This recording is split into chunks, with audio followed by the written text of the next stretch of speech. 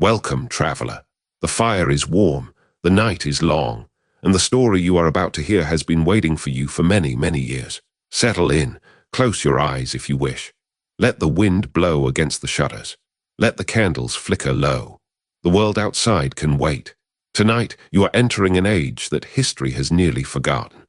In the autumn of the year of our Lord 1347, in a small village in the south of France, a blacksmith named Henry stood alone in his forge, watching the first signs of the plague arrive in his town. He was 44 years old. He was a quiet man, broad-shouldered from his years at the anvil, with hands that had become calloused and burnt from decades of working with iron and fire. He had taken over his father's forge when he was 20. He had married his wife Myril when he was 23. They had 3 children together, 2 daughters named Catherine and Anne, and a son named Pierre. The eldest girl was 17. The youngest, Pierre, was 10. Henry's forge sat on the edge of the village, near the small river that ran down from the mountains. The forge had been built by his grandfather almost 100 years earlier. The walls were made of stone, blackened by a century of smoke. The roof was thatched. The floor was packed earth, swept clean every morning by Henry or by his apprentice, a young man named Luc who had been with him for the past 5 years. The village was called St. Croix de la Vallée. It was small. Perhaps 300 souls lived there at that time. The villagers were farmers mostly. There were a few craftsmen besides Henry, a baker, a miller, a small inn for the rare travelers who passed through on their way south to Spain or north to Paris. The village had a small stone church on the hill above the houses, and a priest named Father Bernard who had served the parish for nearly 30 years. It was an ordinary village in an ordinary year. There had been a good harvest in the summer. The grain was stored. The animals were healthy. The winter ahead promised to be hard, the way winters always were, but no harder than usual. The villagers expected to eat. The villagers expected to survive. The villagers expected, as villagers always expect, that the small life they had built together would continue, more or less unchanged, into the coming year. This is the story of how that expectation was betrayed. How a small village in southern France, like 1,000 other small villages across Europe in that same autumn, was about to be visited by something so terrible that the survivors would spend the rest of their lives unable to fully describe what had happened to them. A force that did not come from any army, force that did not come from any king, a force that simply arrived on the wind, in the rats, in the bodies of merchants and travelers, in ways that no one in the small village could fully understand or fight against. The first sign that something was wrong came on a Tuesday in early October. A traveling merchant from the port city of Marseille arrived at the inn. He was sick. He had been sick when he arrived, but the innkeeper had let him stay because the merchant had paid in advance, and because, in those days, sick travelers were not unusual. People got sick. People got better. The innkeeper, whose name was Jacques, had assumed the merchant would recover in a few days and continue on his way. The merchant did not recover. He grew worse. By Thursday morning, he had developed dark swellings under his arms and on his neck. By Thursday evening, he was coughing blood. By Friday morning, he was dead. Jacques the innkeeper was alarmed but not yet frightened. Travelers died sometimes. Sicknesses came and went. He arranged for the body to be buried in the small village cemetery. He cleaned the room, he airing out the bedding. He told himself and his family that the matter was concluded. Then, 3 days later, his wife began to develop the same swellings under her arms. This is when Henry, in his forge on the edge of the village, first heard the rumor. Old Madame Dupont, who lived 2 houses down from the inn, had come to the forge on Monday morning to ask Henry to repair the hinges on her gate. While he was working, she had told him in a whisper that something was happening at the inn. Jacques' wife was sick. The same kind of sick the merchant had been. There were dark swellings. Henry had listened. He had nodded. He had said nothing in particular in response. He had finished the gate hinges. He had sent Madame Dupont on her way. And then, when she was gone, he had sat down on the small wooden bench inside his forge and stared at the fire for a long time. He had heard, like everyone in the village, the rumors that had been coming up from the south for the past several months. A great pestilence had arrived in Italy in the spring. It had come, the merchants said, on ships from the eastern Mediterranean. It had killed thousands in the Italian cities. It had begun to move north and west across Europe. There had been reports from Marseille, where the merchant had come from, of similar deaths in the past few weeks. Henry had not, before this morning, believed that the pestilence would reach St. Croix de la Vallée. The village was remote. It was not on any major road. It was not a place where ships came. It was not a place where strangers gathered. The pestilence was, he had assumed, a problem of cities and ports. The small mountain villages would be spared, the way the small mountain villages were always spared from the worst troubles of the wider world. But the merchant had brought it to the inn. The pestilence had arrived, and Henry, sitting alone in his forge, understood with sudden quiet certainty that the lives he and his family had built were about to be tested by something larger than any of them could withstand. He did not tell his wife yet. He did not tell his children. He did not tell anyone what he was thinking. He simply went home that evening, ate dinner with Myril and the children, kissed each of them good night, and lay awake for many hours in the dark of their small cottage, trying to figure out what, if anything, he could do to protect the people he loved. By the end of the week, Jacques the innkeeper was dead.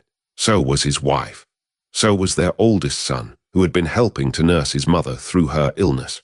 The village was beginning to understand. The other villagers, when they saw the deaths at the inn, began to whisper to each other in the marketplace about what was happening. Father Bernard, the village priest, had visited the inn to administer last rites to the dying family, and when he had returned to the church, his face had been grey with worry. Father Bernard called a meeting of the villagers in the church on Sunday morning. He told them, gently but honestly, what was happening. The pestilence had arrived in their village. They needed to be careful. They needed to avoid contact with anyone who was showing signs of illness. They needed to pray. Most of the villagers prayed. They went home from the church with their hearts heavy. They made small adjustments to their daily lives. They stopped going to the inn, which was now considered cursed. They avoided certain houses where new cases were being whispered about.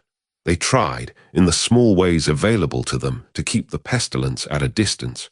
It did not work. The pestilence did not respect their precautions. By the second week of October, there were 6 dead in the village. By the third week, there were 15. By the fourth week, there were 30. The villagers, who had been 300 souls at the start of October, were beginning to understand that something far larger than a normal sickness was moving through their community. Henry kept working at the forge. He had to. The villagers still needed horseshoes. They still needed plowshares. They still needed the small iron objects of daily life. The work of the forge could not stop, even as the village began to die around it. He worked alone, mostly. His apprentice Luke had gone home to his own family in another village, hoping to be safer there. He never returned. Henry later learned that Luke and his entire family had died within a week of his return home. Myril, his wife, became withdrawn. She stopped going to the marketplace. She stopped visiting their neighbors. She kept the children inside the cottage as much as possible. She had become afraid in a way that Henry had never seen her afraid before. He understood. He was afraid too. But he could not stop working. The forge was their livelihood. The villagers depended on him. If he stopped, the small remaining structure of their lives would begin to break down even faster than it already was. In the 5th week of October, the pestilence came for Henry's family. It was Pierre who got sick first. The boy was 10 years old. He had been playing in the small yard behind the cottage. He had come inside that evening complaining of a headache. By the next morning, he had a fever. By the morning after that, the dark swellings had appeared on his neck and under his arms. Henry and Myril knew, the moment they saw the swellings, what was happening. They had seen this same pattern in too many other houses by then. Thing had come for their child. There was nothing they could do about it. The barber surgeon in the next village over had been making the rounds among the dying, but his treatments did not work. The herbal remedies that the wise women of the region had been preparing did not work. The prayers of the priest did not work. Once the swellings appeared, the patient almost always died. Pierre died 4 days after his swellings first appeared. He was 10 years old. He had been a quiet, thoughtful boy, the kind of child who liked to sit by the river and watch the water move. Henry buried him in the small cemetery behind the church, alongside the dozens of other recent dead. The cemetery was overflowing now. The grave digger had given up trying to dig individual graves. Bodies were being placed in long, shallow trenches and covered with earth. Henry stood beside the trench when his son was placed in it. He did not weep. The grief was too large for tears yet. He simply stood there, holding Myral's hand, while the priest said the words for the dead, and the earth was shoveled over the small body. Myral was the next to fall. She had been nursing Pierre during his illness. She must have caught the pestilence from him. The fever began 3 days after Pierre's burial. The swellings appeared 2 days after that. She was dead within a week. Henry buried his wife in the same overflowing trench where his son had been placed. The priest, by now, was barely able to keep up with the burials. He spoke the words quickly. He moved on to the next family. There was no time for proper grief. There was only the work of getting the dead into the ground before the next deaths arrived.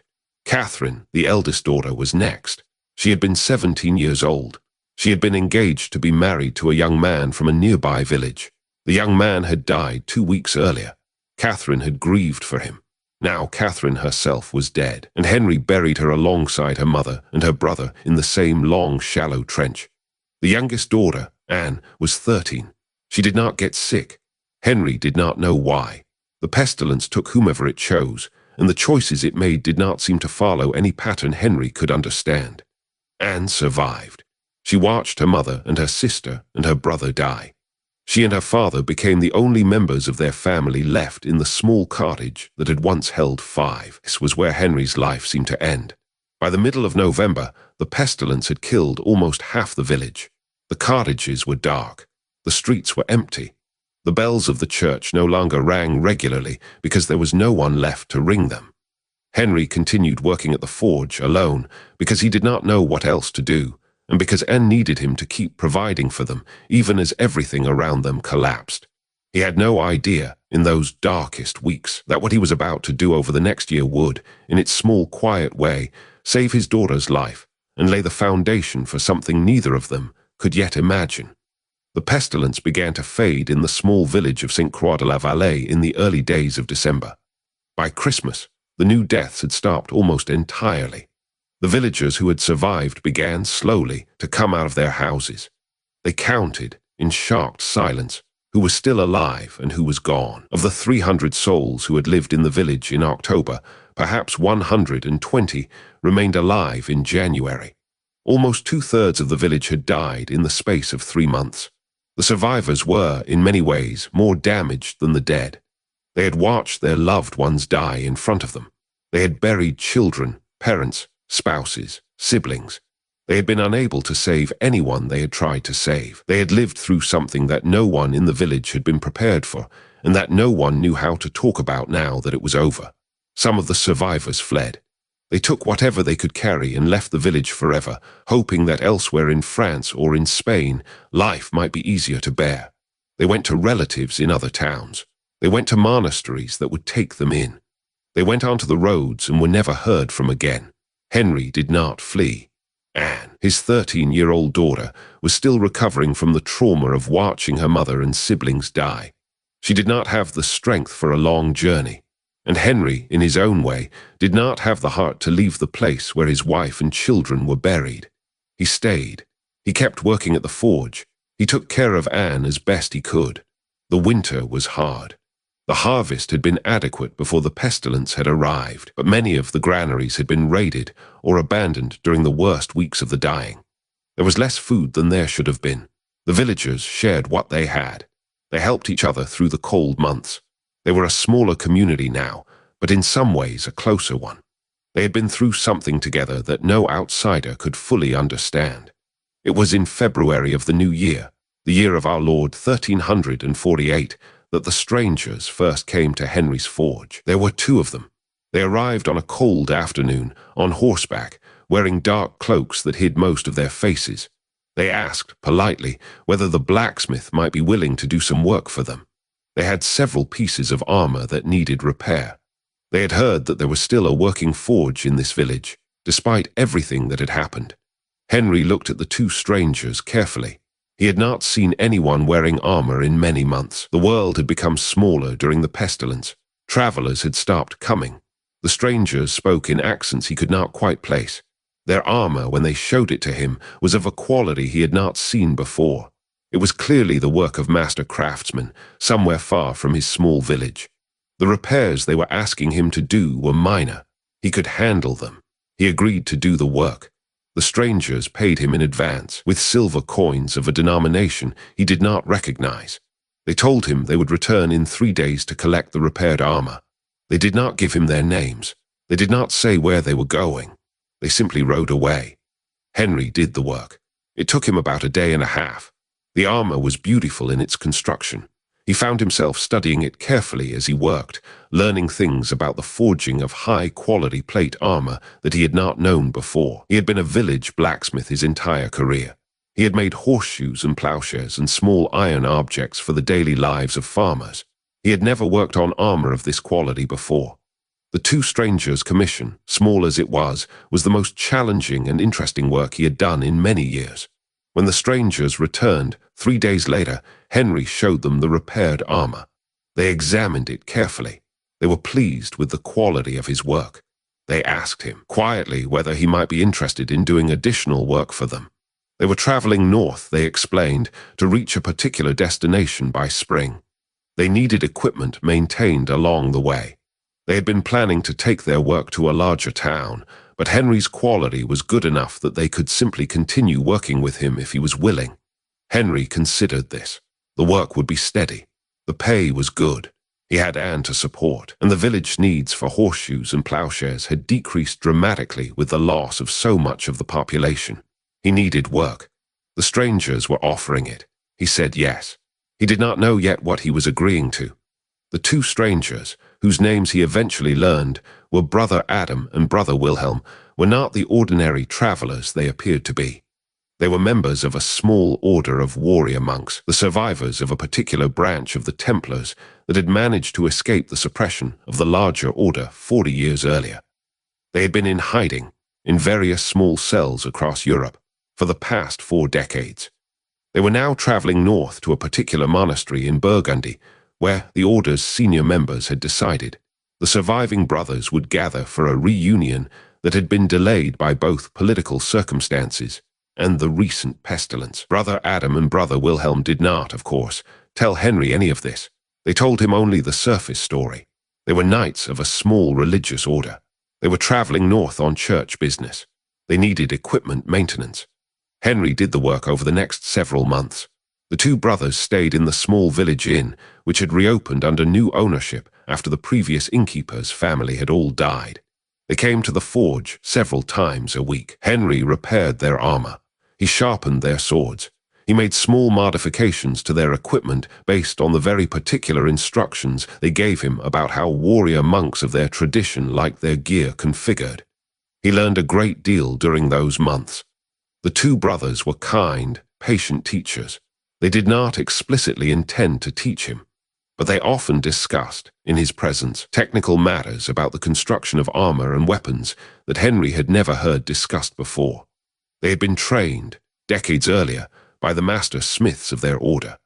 The knowledge they had absorbed in their youth was now, in the small forge of St. Croix de la Vallée, being quietly transferred to Henry, almost without anyone realizing it was happening.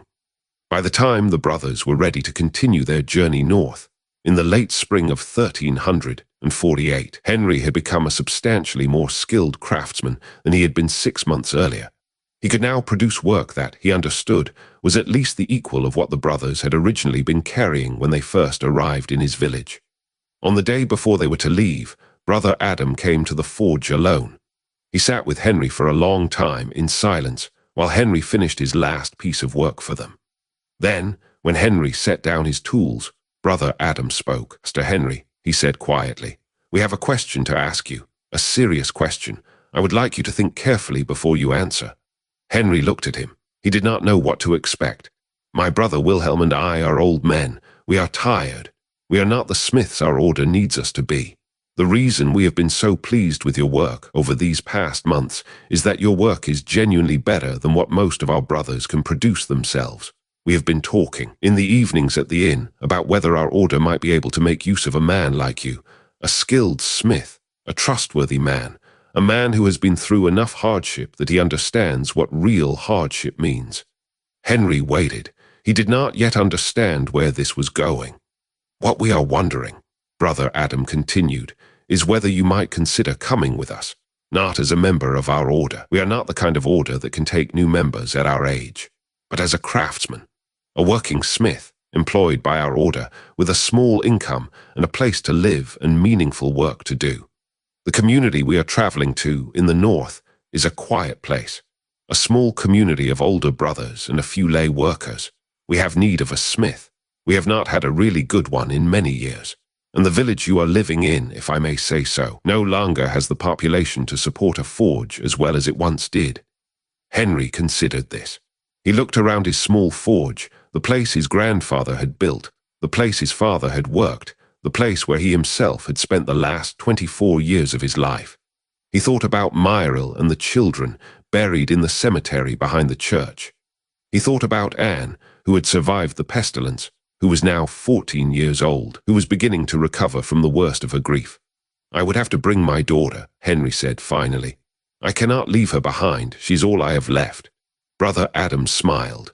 Of course, bring her. Our community has need of practical young women as well.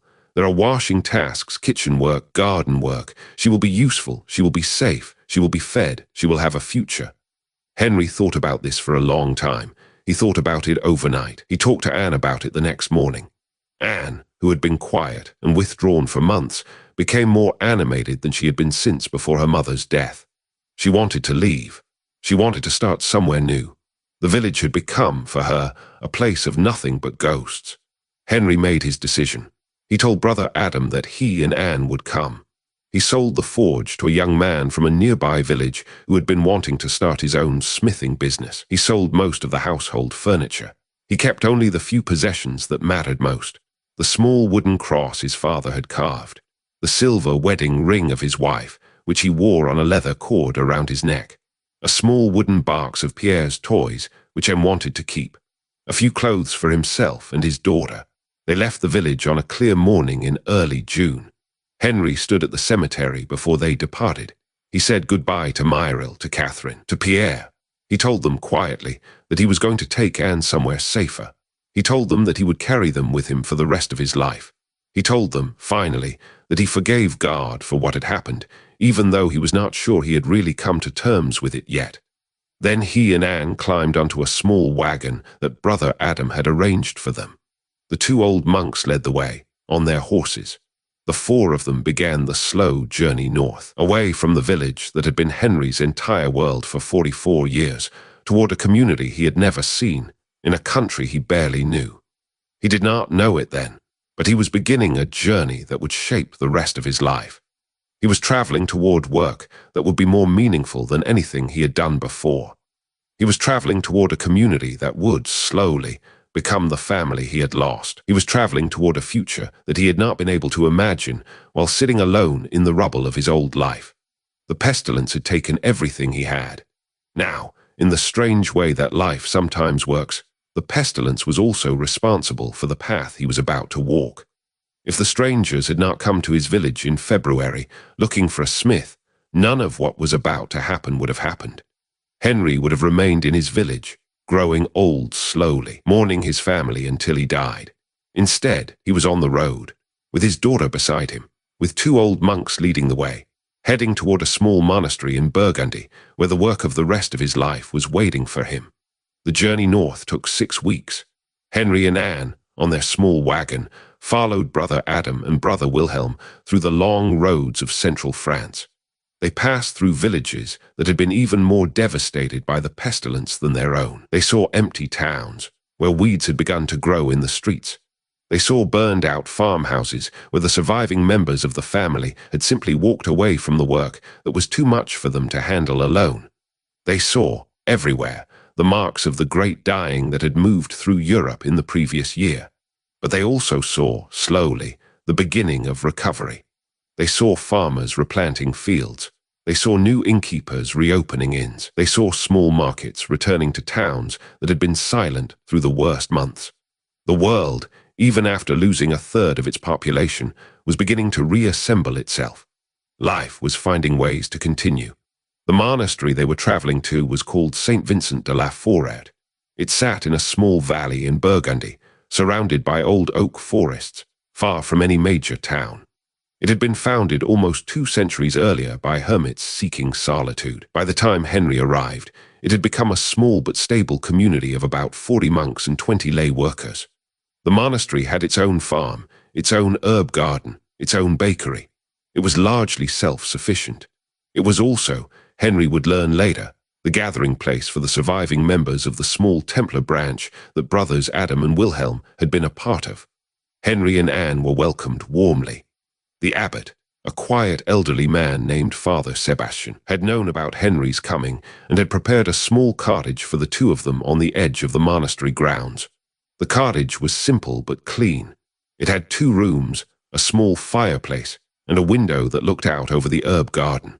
It was, Anne would say later, the first place she had felt safe since her mother had died. Henry was given a forge to work in. The monastery's old smith had died of the pestilence the previous year, and the forge had been sitting unused for many months. Henry spent his first weeks cleaning it, repairing it, making it usable again. The work was slow but satisfying. He had not had this kind of focused, practical work to do in a long time. The forge needed everything. He had to organize, to repair, to make new tools to replace ones that had broken or been lost.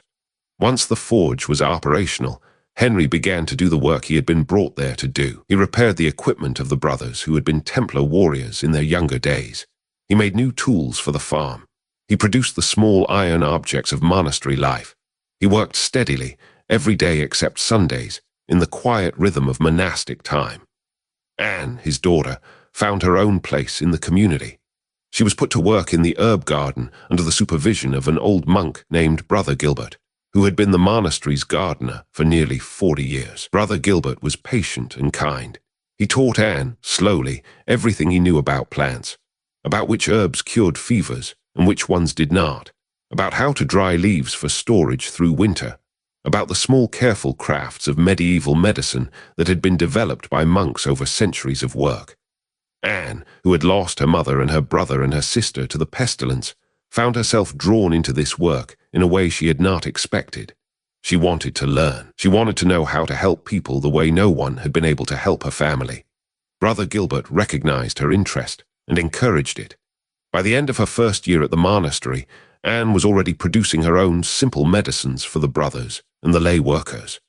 Henry watched his daughter find her purpose.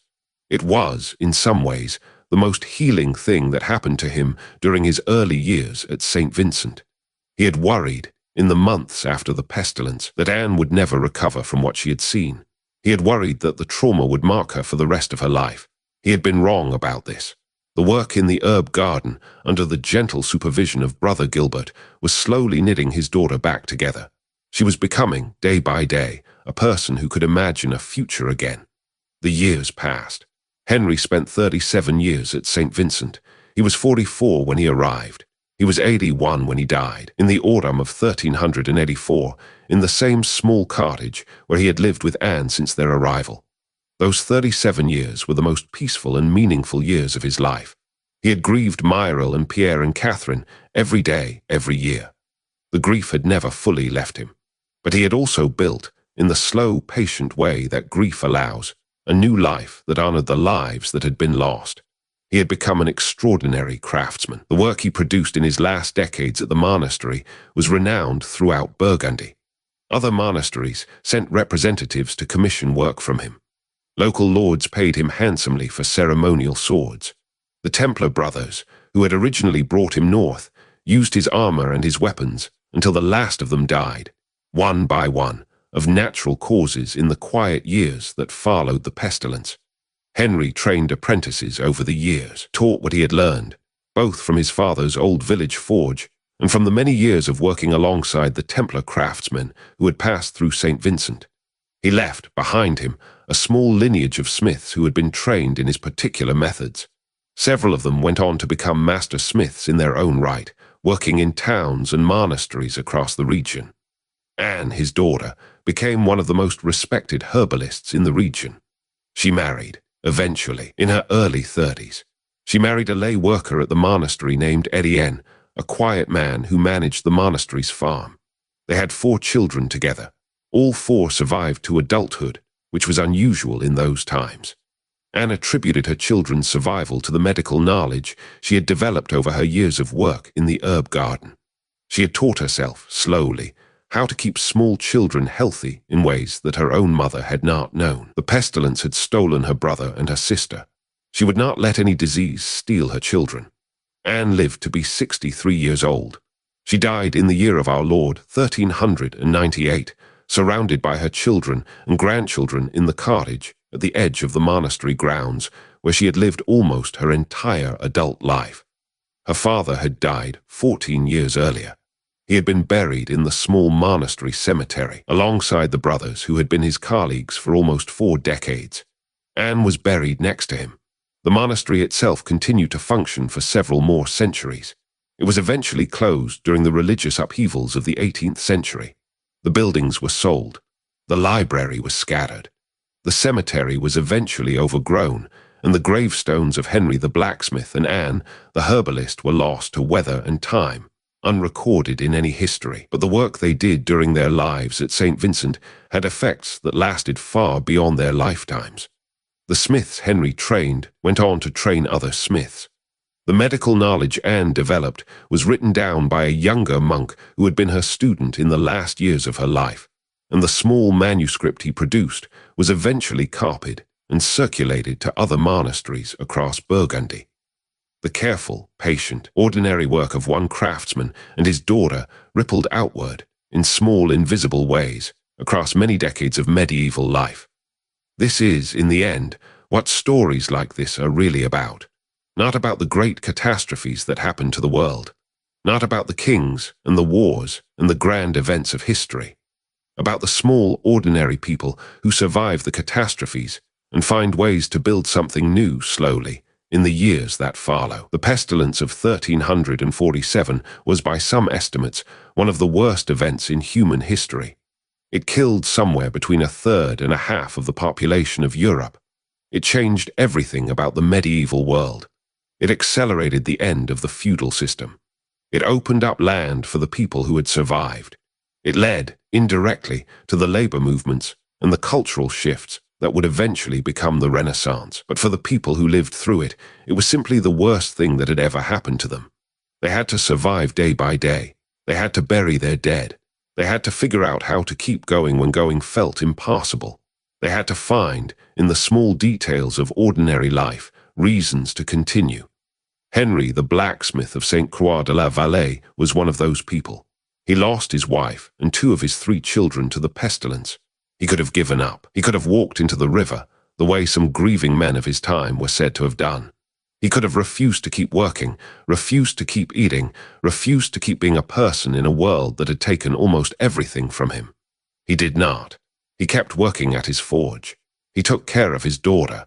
He accepted the strange offer of 2 old monks who appeared at his door in February. He moved, with everything he had left, to a quiet monastery in another part of France. He spent the last 37 years of his life doing useful, meaningful work in a community that came to feel, slowly, like the family he had lost.